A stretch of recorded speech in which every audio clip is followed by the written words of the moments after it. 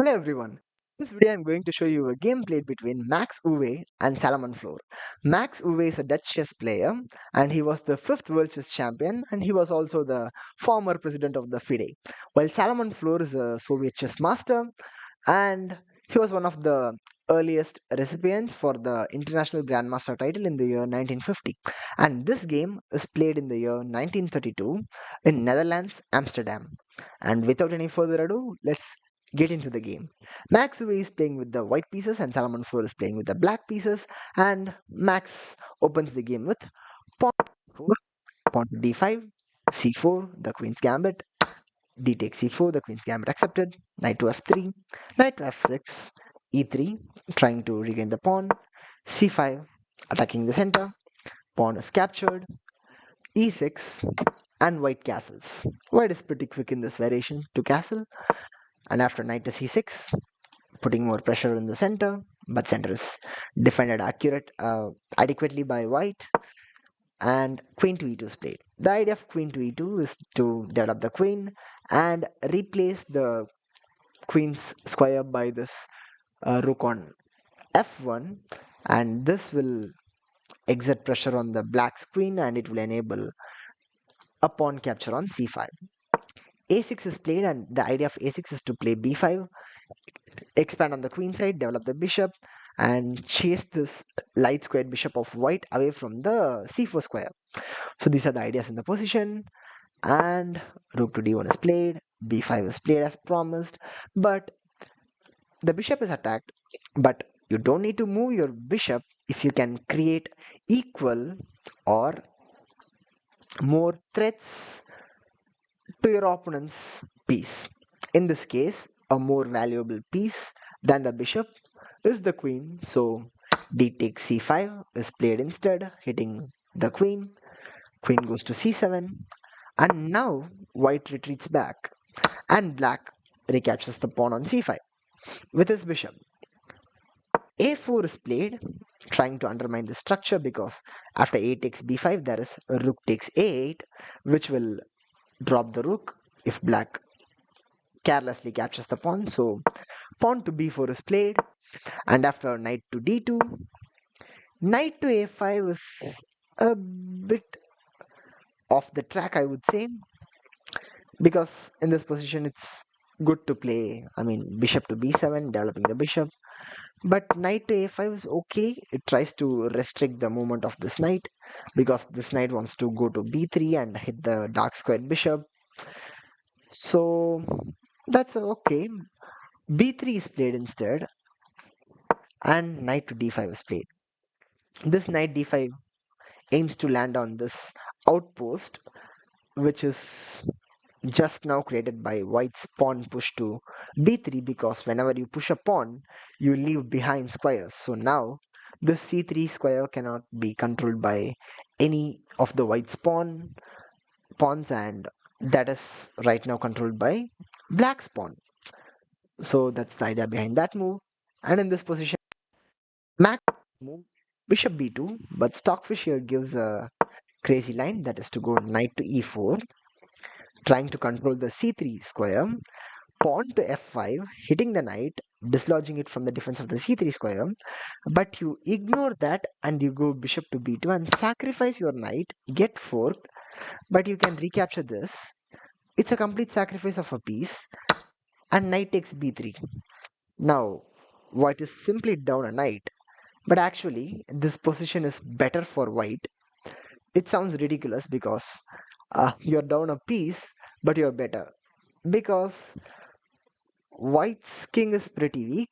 Sorry, black's king is pretty weak, and black's pawn structure is pretty much overextended, and white has a full pressure on the king side, and with the bishop pair, and knight can jump to g5, queen can go to h5, and a devastating kingside attack is on the tracks, while black still has to develop his queen side.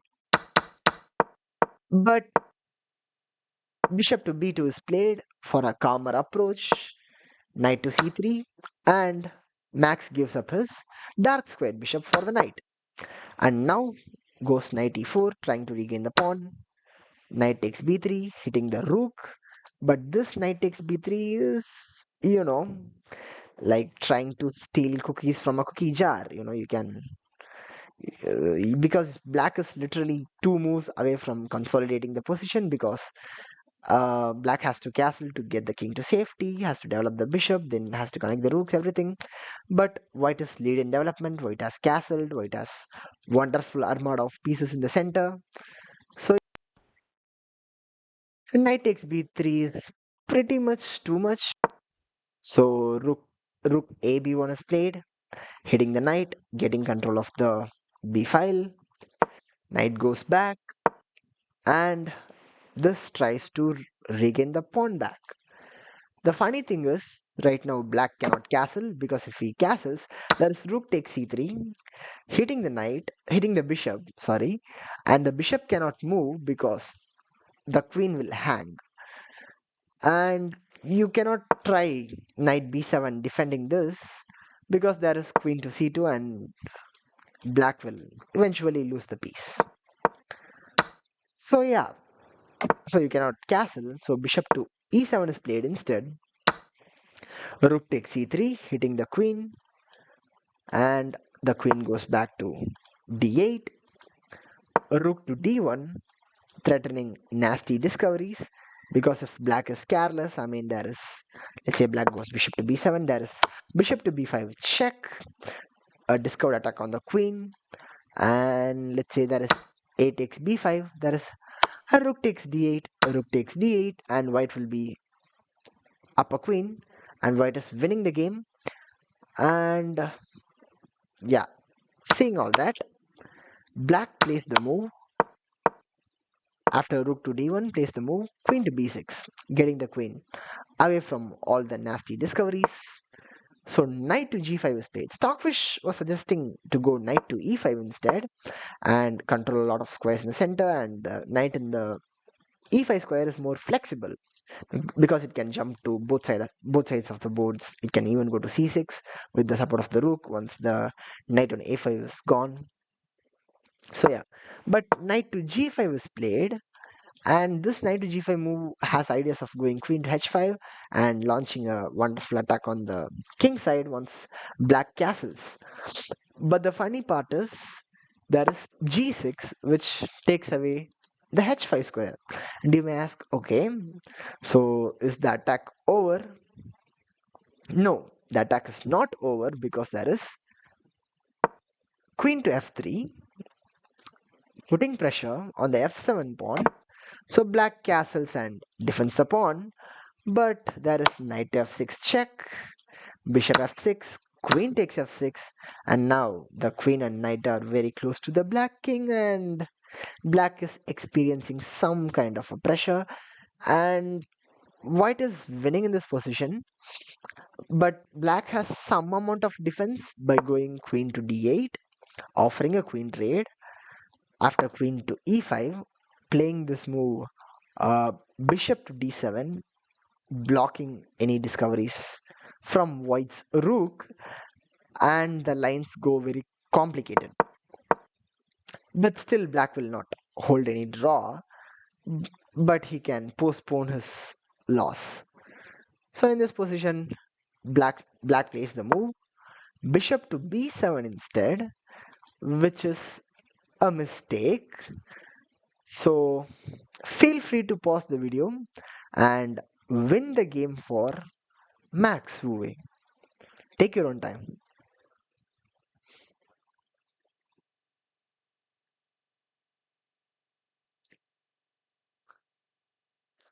Congratulations. If you had found the mate in 7, the winning move is knight takes h7, because the king cannot accept the knight sacrifice, because if the king accepts, there is bishop takes g6 check. You may ask, what? I can just recapture this bishop. If you recapture the bishop, then the mate is very soon. It's mate in 3 now. That is rook to d7 check, rook f7, rook takes f7, and if king to h6, there is queen to h4 checkmate. And if king goes to g8, there is queen to g7 mate. So that is not possible. So after bishop takes g6, there is king g8, but white plays this critical move, rook to d7, getting the rook to the 7th rank, and in order to postpone black's immediate checkmate, black has to sacrifice his queen. You may ask, what?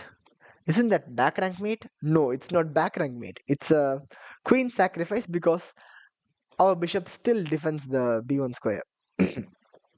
Beginner players easily miss this kind of moves, If they place their bishops away at a far distance, they just forget that their bishop still defends the critical squares from a distance. So after capturing this, there is bishop to e4. You capture, black is just desperately sacrificing to postpone the checkmate. There is queen to g5, forcing the king. King cannot come forward because there is the good friend bishop. There is queen h6, king g8, and queen to h7 is checkmate, supported by the bishop. So seeing all this, after knight takes h7, black didn't capture the knight. Instead, played the move rook to d8, getting the rook away from the attack of the knight. But there is a cool move in this position, that is h4. There are two purposes for this move. One is white can freely move his bishop and sacrifice because this bishop is right now controlling the b1 square and it's blocking the undefended rook, because if the bishop moves somewhere, there is a rook takes d1, which will be a back rank mate. So this h4 move creates a loft for the king, so that will not be a checkmate immediately. And the other purpose of this move is to go h5 and strip open black's position and win the game eventually. So that's the purpose of this move, h4. So rook to d7 is played, trying to laterally defend the 7th rank, but h5 is played, queen to d8, and pawn to h6. And in this position, Salomon Floor resigned the game and Max Uwe emerged victorious. You may ask, why did he resign? Right now, white is threatening mate in 1 by playing queen to g7 checkmate. And you may ask, okay, I can just capture this queen. What's the big deal? The big deal is there is knight takes f6 check, which will fork the king and the rook. And once the king, it doesn't matter f8 or h8, the king moves away. There is knight takes d7, and white and black has two minor pieces, but white has two rooks and black has only one rook, and this endgame is completely winning for white, and it's plus 12 in the evaluation. So seeing all this, in this position after the move pawn to h6, black resigned the game and Max Uwe won the game, and it's a wonderful victory. And if you enjoy the video, consider subscribing to the channel, share it to a friend, like the video. See you next time. Bye bye.